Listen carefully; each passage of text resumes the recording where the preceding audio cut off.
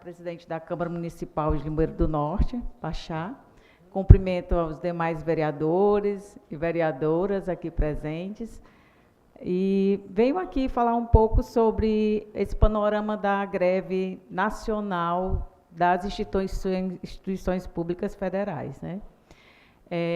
Represento aqui o IFCE, né, para falar especificamente mais do nosso campus aqui, o campus Limoeiro do Norte, e explicar um pouco sobre o que é também essa instituição, que muitas pessoas ainda não conhecem, né? O IFCE é o Instituto Federal de Educação do Ceará, onde o campus Limoeiro do Norte faz parte, né, de 33 campos do interior, e aqui nós temos uma missão já há 15 anos, no Vale do Jaguaribe, e expandido em vários municípios, né? Temos 33 unidades, sendo campos, uma reitoria e um polo de inovação. Eu estou aqui, né, como comando de greve local, para dar algumas informações para vocês e para a sociedade. A minha formação é nutrição, né? Eu sou graduada em nutrição e algumas pós-graduações aí.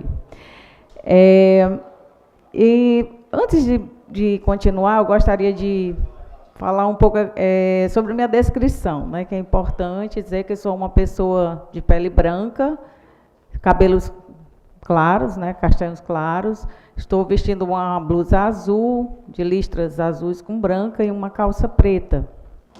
Tenho uma estatura mediana para baixo, né, em torno de 1,60 m. E vamos lá. Bom, falando um pouco do histórico do IFCE, né, nós somos uma instituição que já é centenária, né, ela partiu, né, das escolas técnicas federais, nós já temos no todo 115 anos no Brasil, né? Sendo que instituição aqui no interior, nós temos a partir de 2008, né? Temos já 15 anos. Gostaria de falar para todos e todas, né, a missão do IFCE.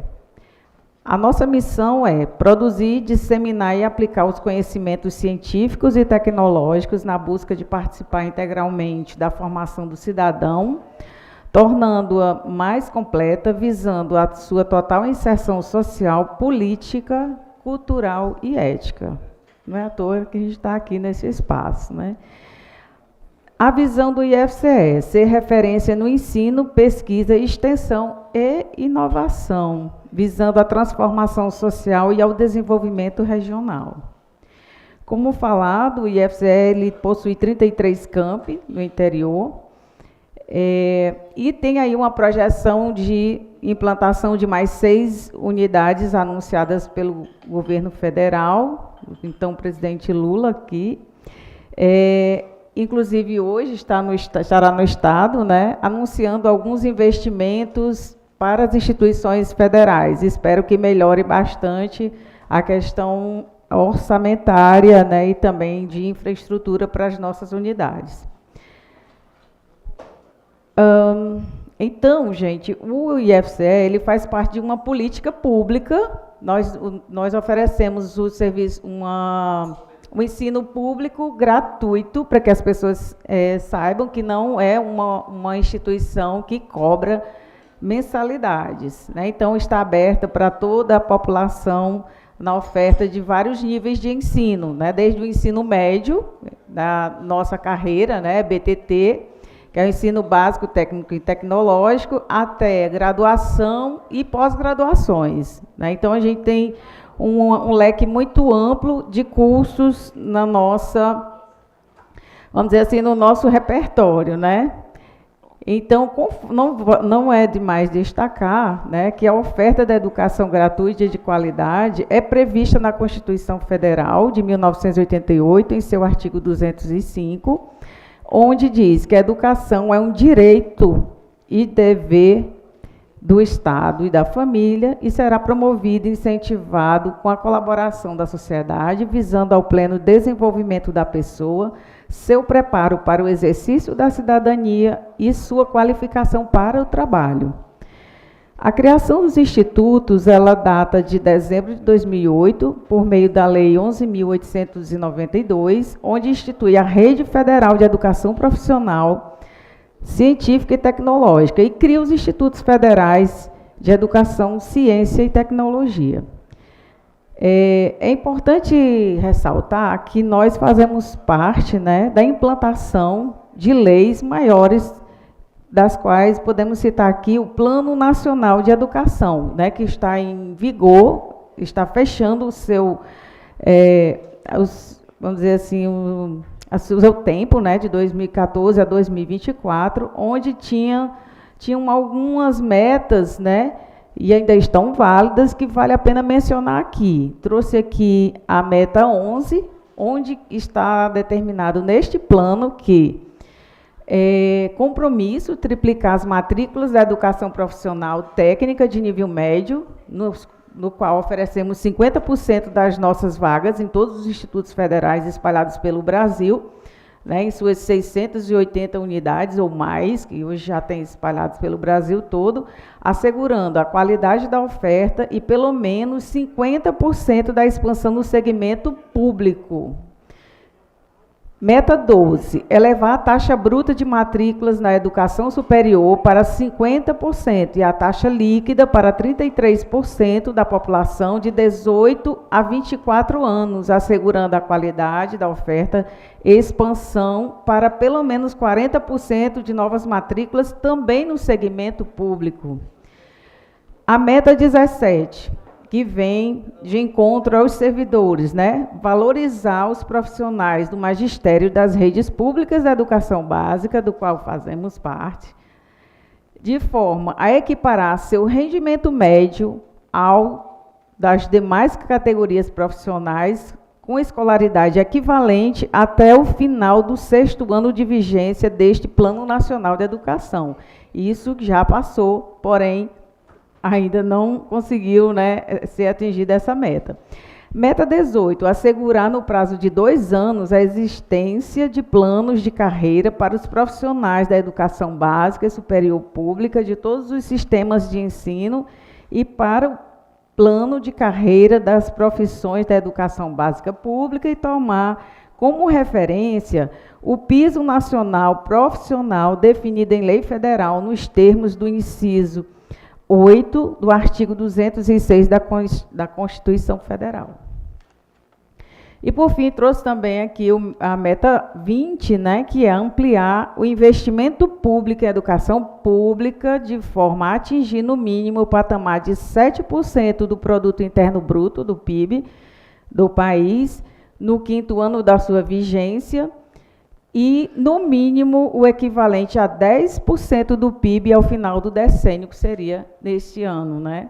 Então, assim, vem essas reflexões que traz a questão do orçamento, do investimento para tudo isso, né? Então, quando se faz greve, existem várias negociações prévias, né, a esse movimento, que é um movimento que realmente é bem cansativo, não é bom para os servidores, nem tampouco para a gestão pública, mas, enfim, ela se apresenta como o último recurso que temos, né? Exercer o direito de greve para reivindicar as nossas pautas, os nossos direitos que estejam sendo negados em prol, né, do fortalecimento da educação. Então, essa greve, ela é pela educação, ela não é pelos servidores, ela não é apenas sobre salários, porque, às vezes, as pessoas podem querer demonizar e achar, olhar lá no portal da transparência, que os servidores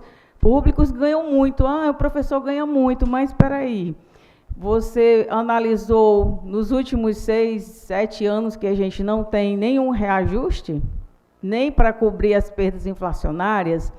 Então, como que isso vem ocorrendo para outras categorias? Então, chega ao ponto que a gente tem que levantar essa bandeira para mesmo qualificar e fortalecer a categoria, quando eu falo assim, a categoria no todo, incluindo docentes e técnicos administrativos, que são, né, os principais atores aqui nesse movimento grevista.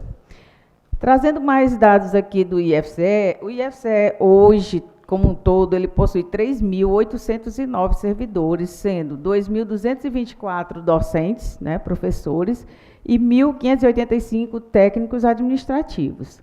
No nosso campus em Limoeiro do Norte, nós temos 168 servidores, sendo 107 docentes e 61 técnicos administrativos, né?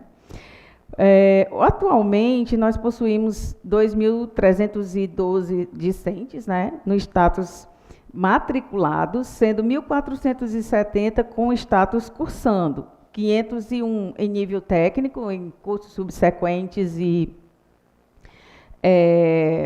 médio integrados, né, nós temos curso técnico integrado.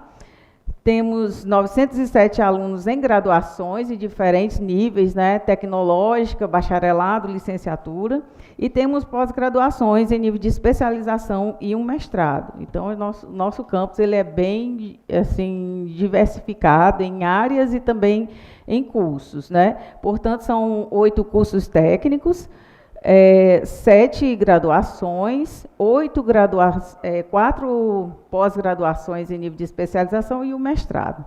E eu gostaria também de informar, aproveitar o espaço, né, para divulgar os nossos cursos. Os cursos técnicos subsequentes, quais sejam agropecuária, eletrotécnica, mecânica industrial, meio ambiente, panificação, e temos também um técnico em informática para a internet, que ele é semipresencial. Foi lançado no ano passado. Cursos técnicos integrados temos em Química e Eletrotécnica. Temos em torno de uns 180 alunos a 200 alunos, né, do ensino médio também. Graduações, nós temos bacharelado em Agronomia e bacharelado em Nutrição. Tecnológicos, temos Tecnologia em Alimentos, Mecatrônica Industrial, Saneamento Ambiental. E licenciaturas temos Educação Física e Música. Com relação às pós-graduações em nível de especialização, temos Gestão e Controle Ambiental, Metodologias do Ensino para Educação Básica, Saúde e Segurança Alimentar, Energias Renováveis e o mestrado em Tecnologia de Alimentos. Só um instante. Queria uma partezinha quando a senhora concluir? Certo.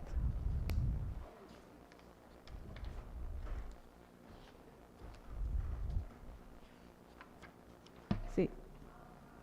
Por favor, pode. Senhora Jane, né? Jânia. Jânia, né? Bom dia a todos, né? Parabenizar a senhora pelas explicações, né? Eu estava aqui prestando atenção. E quando a senhora falou na questão salarial, né? A nossa população é muito importante, essas universidades, principalmente as federais, estaduais, para a nossa população, principalmente para mais pobre, para mais carente. Mas essas universidades, elas entram muito em greve, né? E a maior, todas as vezes quase, é salarial. E a população mais pobre, que é mais beneficiada, ela questiona muito isso, já que ela entende que os salários de vocês são bons salários. E eu acredito que seja. Eu não discordo de jeito nenhum vocês brigarem por melhorias. Qualquer categoria sempre está brigando por melhorias, né? Jamais é igual o vereador, né, Zé Neto? O vereador sempre está brigando por melhoria para o seu povo, né? A gente nunca se satisfaz, porque sempre tem mais, que o povo sempre quer mais. E eu entendo que vocês não é diferente. É uma categoria, vocês se qualificaram para isso, né?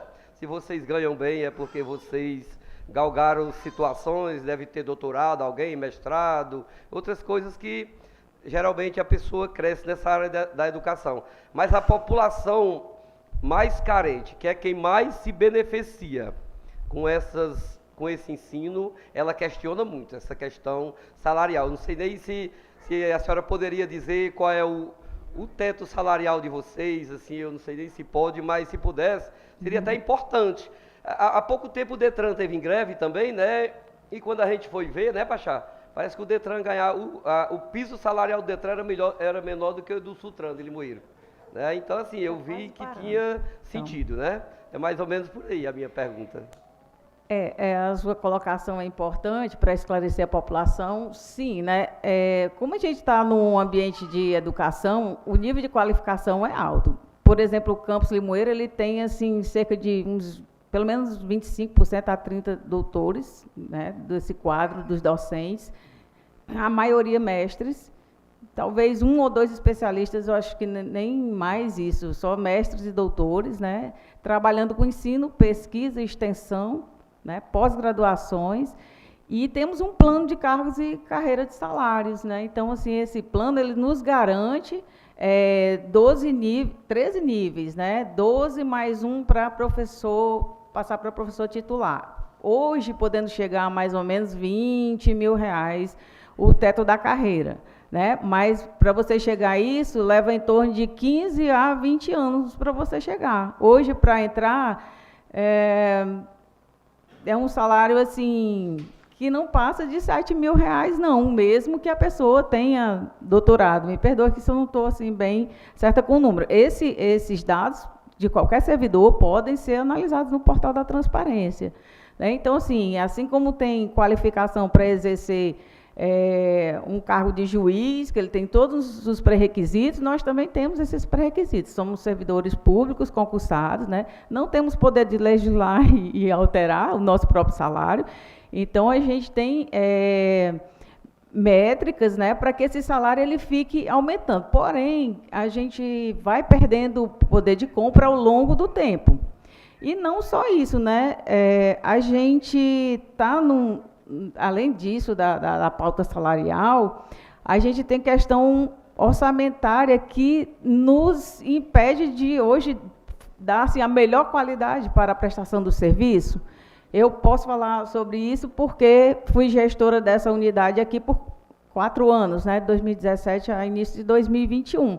E sofri na pele o que é dividir um orçamento que é um lençol curto. Quando você cobre os pés, descobre a cabeça, né, e assim não dá. E muitas vezes, eu posso dizer, e quem quiser pode até perguntar aos meus alunos, eu chego a comprar insumos do meu bolso, porque não chega a tempo, porque não foi empenhado, algum problema aconteceu, e para que a aula aconteça, os professores compram os insumos da sua própria bolsa. Infelizmente, às vezes isso acontece, né? O compromisso dos professores. Então, assim, como toda categoria, né, a gente merece esse respeito, né, e a valorização, assim como está previsto nas metas do PNE. A gente também tem outra pauta que depois pode ser até motivo de uma outra greve, que seria, né, não sei, no futuro, para que o governo ele possa atender à lei, né, do piso da educação básica, porque nossa carreira é BTT, ensino técnico básico, técnico tecnológico.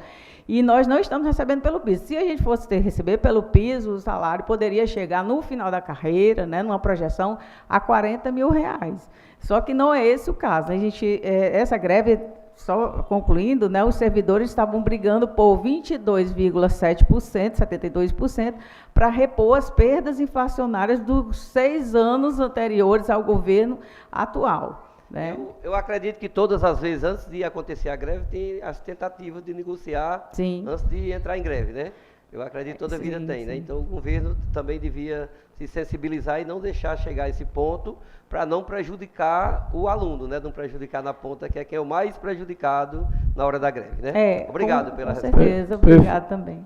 Perfeito. Zé Neto. Obrigado, senhor presidente. Bom dia a todos e a todas. Bom dia, Jânia. Quero aqui agradecer a presença da senhora, vir aqui esclarecer a questão, alguns dos motivos da greve, que os professores estão em greve, mas também eu concordo com o Valdemir, na hora que fala que realmente tem que lutar pelos direitos de todos, mas eu vejo uma falha, como eu perguntei aqui à senhora se estava ainda em greve, a senhora estava quase finalizando, mas eu vejo uma falha de visibilidade. Esse auditório aqui poderia estar com vários professores ou funcionários acompanhando a senhora para mostrar um peso que a senhora vem na casa do povo, passar para o povo e é um motivo de greve. Então eu acho que houve uma falha, eu acho que tem que dar mais visibilidade, porque se não tiver o movimento, nós sabemos que não é atendido, que é dessa forma mesmo.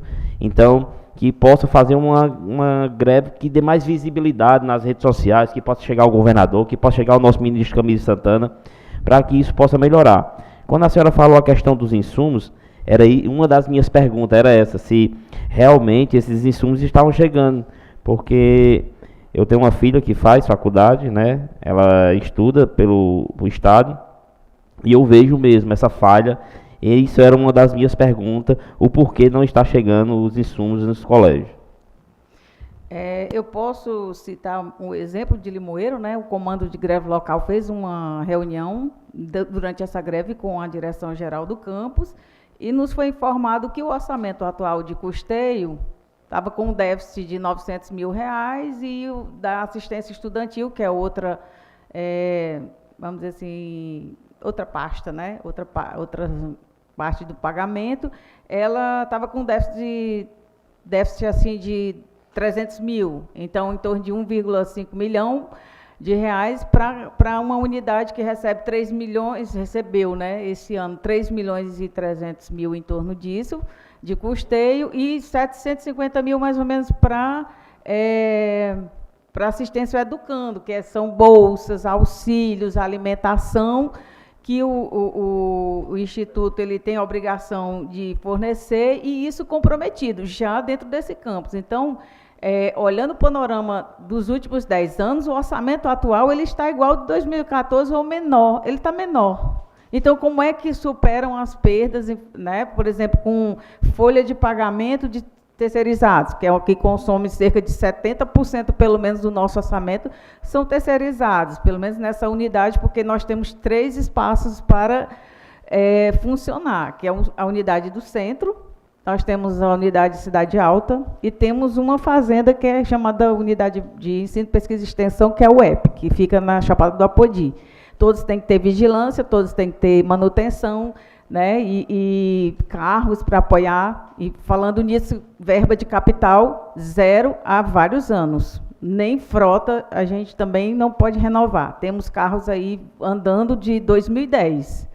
Então, assim, a precariedade, ela é grande, né, na medida em que os serviços eles estão oferecidos à população, a manutenção desses serviços tem que ser garantida para ter uma qualidade.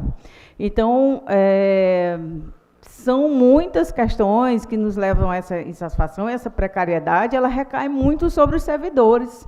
Essa insatisfação, a gente fica meio que desiludido da educação, mas temos que levantar essa bandeira porque é um direito público. Somos contribuintes e exigimos que temos que fornecer esse serviço para a população, assim como para a saúde, porque está previsto lá. Mas o que acontece? O governo deveria ter negociado, este governo, pelo menos, abriu mesas de negociações desde o seu início, né? Em 2023 foram várias mesas, rodadas de negociações para atender as pautas da educação. Porém, né, nada de concreto, e esses acertos sobre esses reajustes e também recomposição do orçamento, não só dos nossos salários, que é o que a gente tem para ter infraestrutura, também não aconteceu. Então, infelizmente, chegamos a esse ponto, mas vale destacar que, em termos de orçamento, né, se vocês acompanham, o orçamento nos últimos 5 anos, ele triplicou para o poder, vamos dizer, do Congresso Nacional. A gente tinha em torno de 20 bilhões, né, para emendas, e hoje a gente está com um ano com 47 bilhões de emendas parlamentares, o que tem prejudicado as políticas públicas, porque o parlamentar ele trabalha num olhar específico para a região dele. E o governo federal, o executivo, ele tem uma visão sistêmica para o todo. E ele não tem como. E é ele que é cobrado dessas respostas. Geralmente, o parlamentar ele não é cobrado por uma ação que não foi feita no município. Quem é cobrado é o prefeito, ou o governador, ou o presidente, como é o caso agora das enchentes no Rio Grande do Sul. Muito se cobra do governo federal, né? Então, assim, a gente tem uma margem de orçamento pequenas, né, vamos dizer assim, os 120 bilhões e 47 bilhões, ou 50% desse orçamento está dentro do Congresso, no poder do Congresso Nacional. E é o que está esvaziando, né, cada vez mais, vamos dizer assim, o poder de articulação de investimentos até no PAC. O que o governo Lula fez? Conseguiu, né, bloquear, vetar 5 bilhões, né, vocês devem saber que esse orçamento das emendas, todas, né, de bancada ou individuais e outras mais, elas passariam para 53 bilhões do orçamento, um orçamento de 110, 120 bilhões. Então, assim, o presidencialismo ele está um pouco comprometido. Então, assim, quando as pessoas pensam, é só o Poder Executivo esse problema? Não, o Poder Executivo mais o Poder Legislativo. O nosso Congresso Nacional,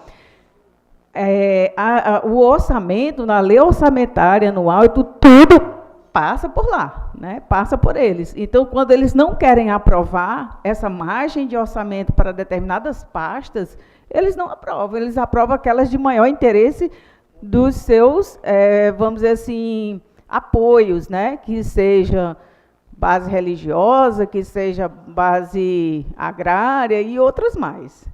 Então, isso tem repercutido na educação pública como um todo.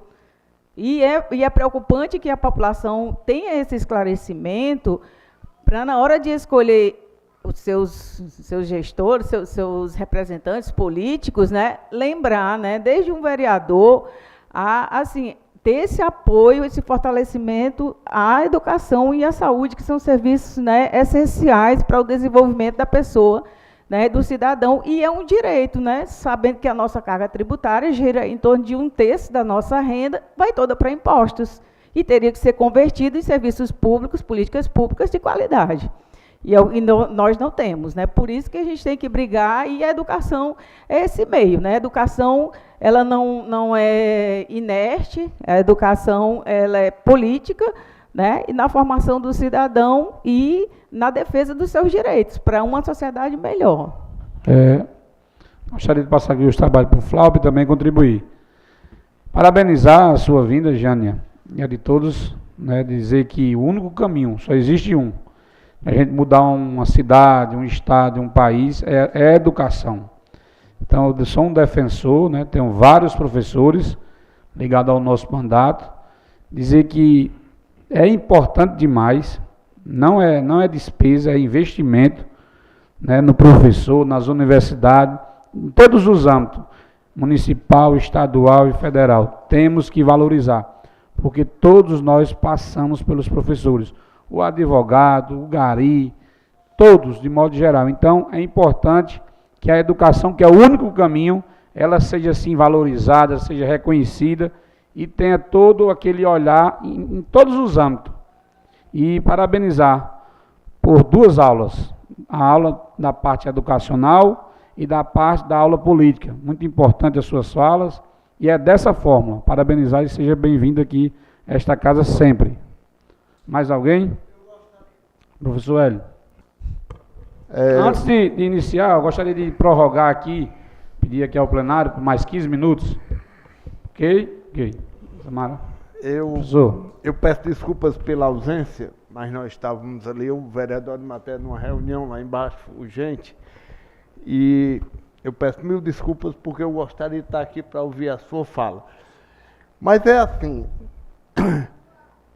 a questão da educação, ela não deve também ser entendida só por essa questão de o parlamentar tem direito ao orçamento, tem direito. Eu sei que hoje o Congresso é um Congresso de direita, a grande maioria de extrema-direita, que não tem na educação, né, uma coisa saudável para eles, porque eles trabalham em outro sentido, e aí a gente sabe, né, a criação de escola cívico-militar, né, toda essa questão que envolve a educação, mas existe sempre, a gente tem que entender que quando um governo prioriza, quando ele estabelece a educação como basilar no desenvolvimento da sociedade, ele tem que buscar alternativas.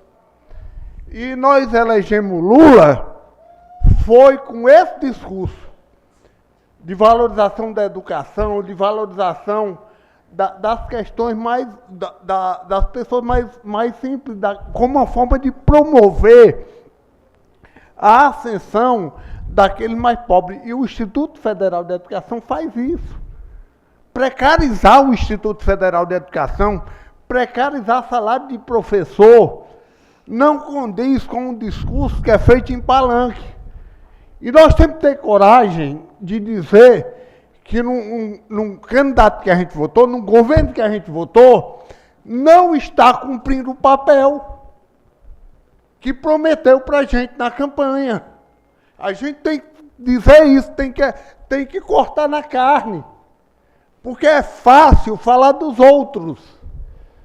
Mas entre nós, Pachá, nós temos que fazer essa discussão. Há como resolver esse problema.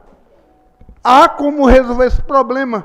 Ora, quando surge um problema em outros setores, indústria, negócio, tudo, resolvem. Por que não resolve na educação? Né? Por que não resolve naquilo que é basilar para o mais pobre? Né? Porque quem estuda no Instituto, quem estuda nas universidades federais, não são os apadrinhados do poder, né, do poder econômico, não, são os mais pobres. Então não se deve olhar, Ângela, não é apenas para o servidor que está com seu salário precarizado. Quantos anos sem aumento? 7. 7 anos sem aumento? Qual é a categoria que consegue sobreviver? É reajuste, não é aumento. Aliás, é reajuste. Né? Porque aumento tem que ser real. Acima do processo inflacionário, nem isso está sendo colocado. Então, eu digo que eu fico revoltado, sabe, com essas coisas. Educação sempre deixada de lado, sempre colocada em segundo plano, não entendendo que não está em jogo. O que está em jogo não é o salário só do servidor, do professor, não é a precarização das instituições.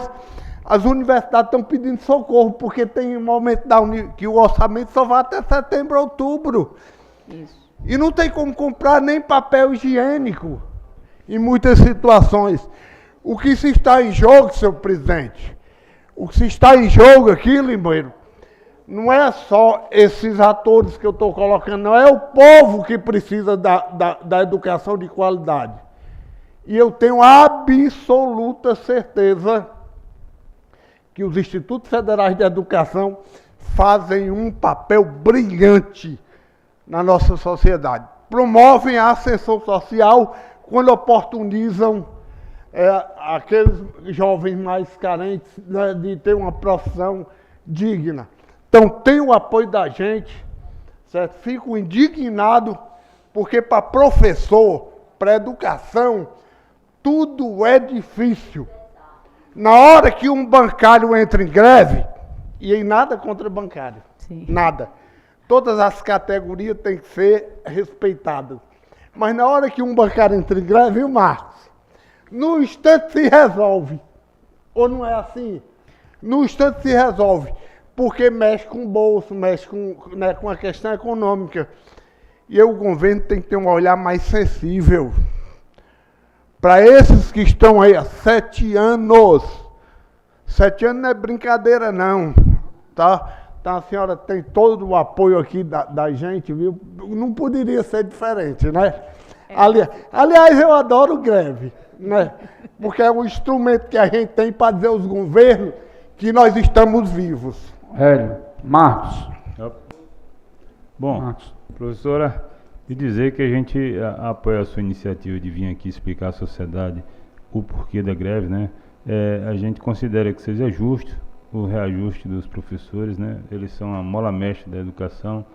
Dizer da importância dos institutos federais na descentralização da educação de padrão, de qualidade, pelo interior, favorecendo a essas pessoas que são mais carentes. Então, assim, eu já estive visitando lá o IFCE, é um trabalho excepcional, né? Então, assim, dizer de parabenizar e dizer que conte com o nosso apoio, porque a gente entende, sim, que o professor tem que ser valorizado e os IFs têm que ter uma estrutura que dê conforto e condição de prosseguir com essa educação importante no interior dos estados, tá? Então, conte com a gente, parabenizo a iniciativa e obrigado. Eu que agradeço, né? Deixa eu só, a Nematea, um bloco aqui, aí... Sim. Olá, bom dia, presidente. O Hélio já falou que nós estávamos em uma reunião, infelizmente não está aqui desde o início. E como o Hélio já falou, a bandeira do presidente Lula, no qual nós brigamos e votamos nele, que era a educação e a saúde, né? Foi discutido muito, falar de palanque, quantas universidades foram construídas no governo Lula, mas não é só construir, tem que dar condições dela seguir, né? E nisso aí é valorizando o professor, valorizando os alunos, né? Que nós sabemos que muitos projetos de extensões foram cortados. O meu filho, ele faz estudo na Universidade Federal, lá em Campina Grande, e na época do Demo estava dominando, na época da gestão, para não dizer o nome do gestor anterior, e foram cortados muitos incentivos para eles. Mas ele me diz agora que no Lula foi cortado ainda mais. Mas, meu filho, o Lula levantou tanto essa bandeira, né, que a saúde é a prioridade, que realmente é mesmo, em vez de ele consertar o erro do anterior, está prejudicando mais ainda.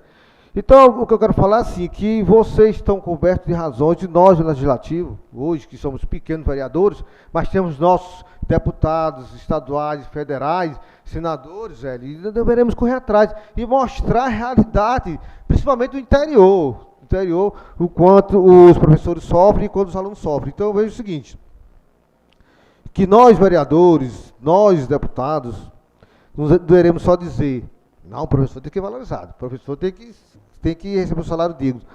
Mas ele falou a coisa certa. Ele arranjou uma maneira de consertar, porque quando quer, ele conserta. O que é que está acontecendo no Rio Grande do Sul? De repente apareceu milhões e milhões e milhões. Não que não mereçam. Mas dá para ser feito aqui também na educação. Porque é só o que se diz, educação é prioridade, só deu prioridade. Mas só da boca para fora, Hélio. Não estão abraçando a causa, indo para cima mesmo resolver. Porque tem como resolver. O ministro é daqui, do estado do Ceará. Então ele, junto com o Lula, com os deputados federais, deputados estaduais, e com a reivindicação das senhoras e dos senhores, tem sim como reverter esse quadro. E eu digo a vocês, não abram. Vão para cima, se nós estamos aqui para lhe apoiar. Eu quero deixar aqui um abraço para a minha professora Gisele, que está ali. Né, minha professora no IFCE, que eu também sou aluno do IFCE. Né? Bom. Né, por enquanto estou licenciado, mas quem sabe um dia eu posso voltar. Obrigado. Mais alguém? Não tem? Fique à vontade, depois as considerações. Sim, finais, né? Bom, eu que agradeço, né, as falas de apoio, também a presença dos meus colegas aqui, alguns professores, técnicos administrativos, né? Ontem nós tivemos uma assembleia em Fortaleza que foi só presencial e muitos tiveram que ir para Fortaleza no ônibus e voltar. Ontem chegaram quase meia-noite em casa, por isso que muitos não estão aqui, porque vocês sabem que greve nem todos aderem, assim, com esse fervor, né? Então, assim, agradecer a presença deles e falar, assim, sobre o andamento, né? Ontem, nessa reunião, ficou decidido dos votos, né? Pela paralisação do movimento grevista, né, no qual só vai realmente se consolidar sexta e sábado terá reuniões com o governo para assinar o acordo que o governo já propôs, de algumas melhorias das carreiras, né, das carreiras docente e carreira tais. Os avanços foram parciais, as duas categorias não conseguiram todos os benefícios pedidos, porém, a luta continua, né? Então, assim, como o professor falou, a gente está sempre em luta, porque a educação realmente ela não é muito bem-vinda, porque esclarece a população sobre ele ser um indivíduo crítico, né, com relação a discernir o que é certo, o que é errado, né, o que é melhor e o que não é para a sociedade. Então, assim, muitas vezes é mais fácil dominar as pessoas, como passar a boiada, se a pessoa ela não está consciente dos seus direitos, né, e ele não está exercendo plenamente a sua cidadania, que é onde a educação ela vai promover. Então, assim, nós estamos em fase de possível encerramento desse movimento e dizendo à sociedade, né, pedindo sempre o apoio para a nossa instituição e para as demais, para as universidades também, que tenham esse olhar, que nos visitem, né, antes de criticar, nos visitem, venham nos conhecer. É bom ter ex-alunos, né, que a Lívia vereadora foi minha aluna lá no curso de nutrição também, e que possa sempre nos apoiar, porque nossas causas são legítimas, a gente está lutando pelos direitos da sociedade, né? Não estamos aqui inventando a roda, a gente está aqui para ratificar esse direito. E não, a população não se engane, né, que no futuro próximo podem haver outros movimentos que as categorias vêm reivindicar aquilo que elas não conseguiram ainda, né? Seja do ponto de vista de remuneração, de recomposição de orçamento para as unidades e o seu funcionamento, que está realmente bem difícil de concluir os anos, né? Faltando cerca de 1/3 do orçamento na prática para que atenda com qualidade. Temos que fazer muitos cortes, às vezes mesmo de recursos de aula prática, você corta no ensino, na pesquisa, na extensão, nas bolsas, nos auxílios. Então, vem essa questão da precarização. E alertar a população que essa precarização pode ser um projeto que já vem de governos anteriores, com o intuito de privatizar a educação pública, o que nós não podemos deixar, né? A exemplo do que está acontecendo no Paraná, onde a Assembleia Legislativa aprovou, né, o repasse da gestão administrativa das escolas estaduais para empresas privadas. Então, a gente, como sociedade, tem que brigar, porque esse é um patrimônio, a educação é um patrimônio da sociedade. E, no mais, quero agradecer, né, o espaço e ficar à disposição para futuras presenças aqui, né, e agradecer os demais presentes aqui aos colegas também.